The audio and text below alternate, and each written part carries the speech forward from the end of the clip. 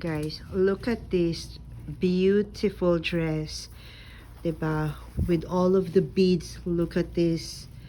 Diba? If I am just very slim, na mag-fit sa akin to, I'm gonna wear this. But, you know, tapos na ako sa time na slim pa ako. But look at this, very beautiful. Right?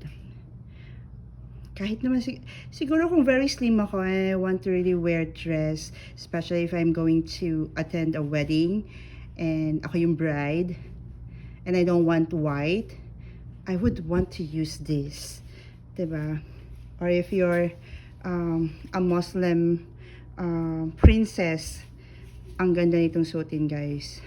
So, again, if you want to rent gowns like this, made by a very remarkable fashion designer, contact my sister.